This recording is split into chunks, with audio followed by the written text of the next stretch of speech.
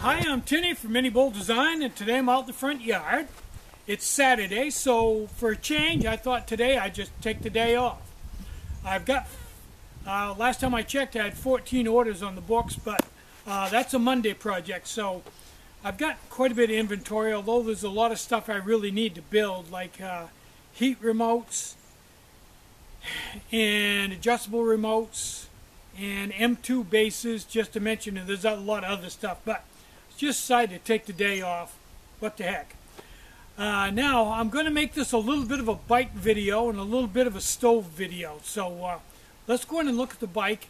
And what I'm going to show you on that is all the different ways I have learned to save weight on it. Now, I was talking to a friend from California, I think yesterday, and he's building a bike, and it weighs 65 pounds, and he's not done yet. So I'm guessing it's going to weigh like 70 pounds. My very first trike weighed about 60, 55 or 60.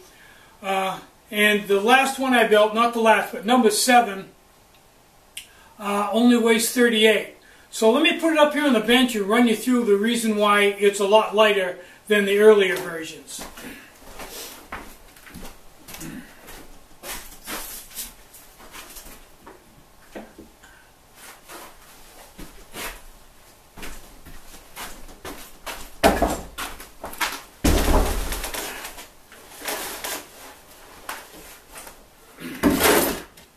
Okay, for starters,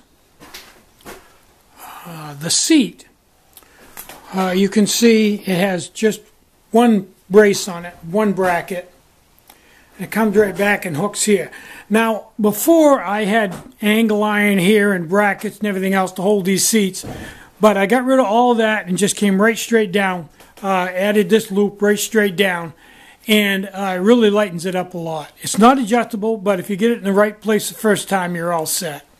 Now, this part here, instead of having suspension with 2 stays and a shock absorber and all the brackets here, I got rid of that. And what I did was, if I can get far enough back here, I moved where my bottom sets, the actual where my weight sets, a little further forward.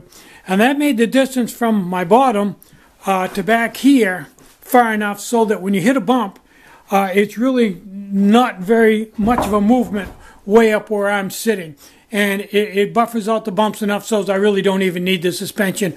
I don't even miss it. And it's a lot more solid, positive, lightweight ride that way. Now, these used to be aluminum. These are made out of plastic. They're the secondary set of pulleys. There's not that much strain on them, and plastic works fine. The front pulley that does have all the strain on it, I made out of aluminum with a steel sprocket on the inside. I took out of a 7-speed cluster and turned and put in there.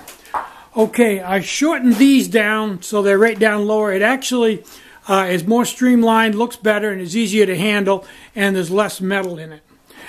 Right here, these steering arms. These are 1/4 by 3/4. They used to be, I used to make them out of some really heavy 3-piece crank parts. There was no need for it, so I took it out. The stops used to be 2 big blocks on the tie rod. I took them off there and put a piece of 1/4 by 1/2 here that simply runs over and bumps against the axle. That lightened things up. I took all the extra sprockets off of the front here. I only have the sprocket that I use on here now. That lightens things up a bit. There's no extra brackets or anything here. This is all. I did beef up this and go from 1/8 inch to 1/4 inch on my side plates because the other ones with the 1/8 inch were flexing some, so I got away from that. Now I went to smaller wheels, smaller tires, and these are fairly lightweight tire. They're thin-walled canvas tire. And that lightened things up. So altogether, we went from 55 to 38. That's pretty much how I did it. Just every single thing I possibly could take off of it, I took off of it. Another thing, there's no brakes, no brake, cantilever brakes, and this is an internal brake in this. It's got a coaster brake right inside. You just pedal backwards. And that saved all the cables and the brackets and everything else. And on the 55 pounder, I had an 8-speed Sturmey Archer, a internal shift 8-speed, and this is about 3 pounds lighter. This is a Nexus, Shimano Nexus 3-speed shifter, and it's got to be like 3 pounds lighter, and it's all a shifting. A 3-speed's plenty for the where I ride. If I rode out where it was hilly, I'd go back to the 8-speed, but this 3-speed works just fine. So that's basically everything there is to know about that. Now, I want to address this front bracket just a little bit. Now, when I put this one on, let me get around here on this side. I clamped these 2 side plates on and then put the shell in place and tacked it on the front corner of one, the back corner on the other side, and got on and looked at it, and then I had to tap it around some. I really worked on it to get it exactly where I wanted it before I welded it in. Now, once I welded it in, I noticed some different things. One is, if it was tilted, say, this way or that way, by taking it off, taking the guts out of it, flipping it 180 degrees and putting it back on again, and then putting the guts back in, which is not done in better families, but will still work. If it's tilted, say, this way, and you rather have that tilt the other way, by switching the guts around and flipping this 180 degrees, you can put that on the other side. So it's tilting the other way as a last resort.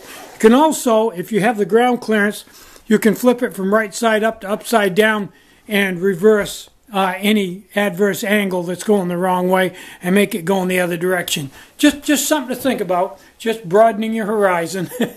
I've done things like that. You know, I built mine with about a degree of tilt this way, because when I really crank on it hard, it tends to pull back, and over time I think it will warp out a little bit. When I get done, it'll be just even up. Okay, I think that's everything for the bike. Now let's go in the factory and talk stoves for a while. I was also at the dump today and scored this Raleigh HT20 stripped down frame. There's a lot of parts here I can use, and I spun the rear wheel and it's straight as an arrow, and I think the front one is too. Although the front one's kind of a piece of junk, but that back rim's pretty good, and I can use, you know, handlebar brackets and a bunch of different stuff on it. Biggest thing was it's free, along with all the other ones out here. Most of them are under snow now, but we got one. Now, yesterday, once I got all caught up, I went in and I listed 10 of the Baco-Matics, which is slowly turning into my favorite stove. I've been playing with it lately, and I think that's probably, logically, that's a stove I'll put in my pack, because it just does everything I want to do so well. And it's not a crazy fast stove, but I'm never in a hurry. But it's super, super simple and easy to use, and it's a good steady heat. So anyway, I listed 10 in the store last night, and I sold out. So I just put 10 more in. Now I've got 14 orders on the books, so it's going to be a really, really busy Monday. In fact, I'll probably have to build just maybe 10 or 12 orders Monday, and then try to get the rest of them Tuesday, depending on what happens.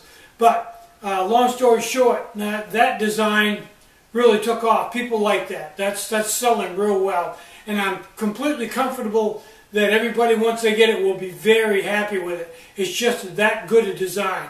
Everything fell into place, and it just works great. I don't have any problems with it whatsoever. So, I'm Tinny from Medieval Design. Get out and hike, take a friend, enjoy the great outdoors, and more important than anything, try to have some fun today. Try to have a really great day. Bye-bye.